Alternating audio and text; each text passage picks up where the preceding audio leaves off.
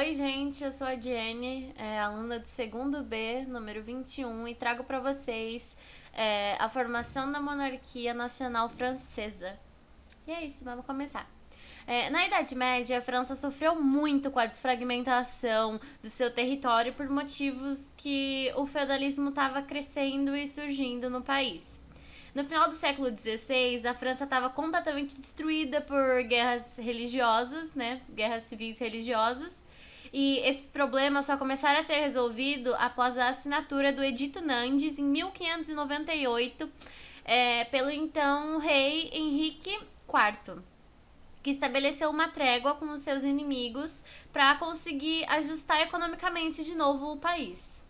Mas a centralização da política francesa só foi iniciada pelo rei Felipe II, que aproveitou todos os conflitos contra os ingleses que estavam ocorrendo e ele tentou tomar o controle do norte da França.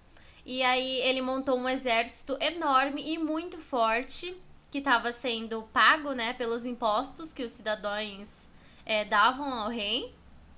E ele, com esse exército muito forte, conseguiu vencer os ingleses.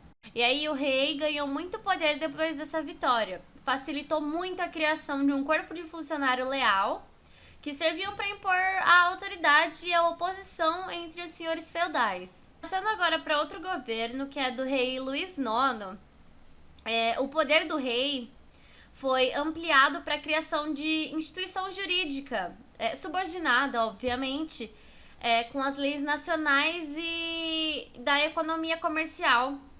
Ela se fortaleceu muito e assim conseguiram unificar uma única moeda nacional.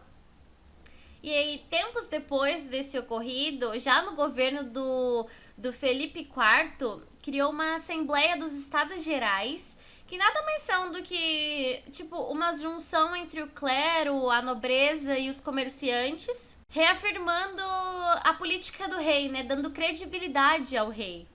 E aí, através desse órgão, o rei Felipe conseguiu impor umas taxas sobre a igreja, e essa ação deixou o Papa Bonifácio VIII muito furioso. E aí o Papa, né, ameaçou o rei de excomunhão. Mas um tempo depois, o Papa morreu e aí o Felipe conseguiu interferir para que os cardeais franceses escolhessem o Clemente V como Papa.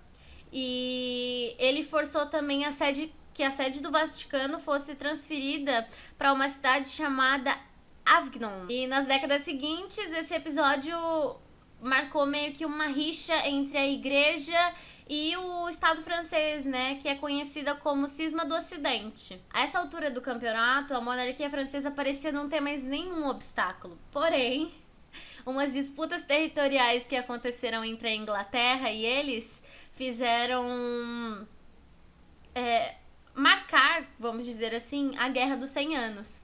E ao longo do século, os gastos com a guerra, com a peste negra, né, e a revolta dos camponeses abalaram muito mais a monarquia. E aí foi nesse contexto, nesse meio tempo, que surgiu a famosa figura mítica Joana d'Arc. Acho que todo mundo já ouviu falar dela. Que ela era uma humilde camponesa que comandou diversas lutas contra a Inglaterra. Ela deu força para o exército, deu uma esperança para o exército. Mas ela foi queimada viva em 1430, acusada de heresia, né, bruxaria e esse tipo de coisa que vocês já sabem. Mas ela foi uma figura heróica, com certeza, para que os exércitos voltassem a se empenhar na luta. E no ano de 1453, o rei Carlos VII concluiu o processo de expulsão dos britânicos do território francês e passou a comandar ambos os poderes. Com o apoio da grande burguesia, centralizou o governo nacional e criou novos impostos e financiou a instituição de um exército permanente. A partir de então, a França tornou-se um exemplo máximo de absolutismo real na Europa.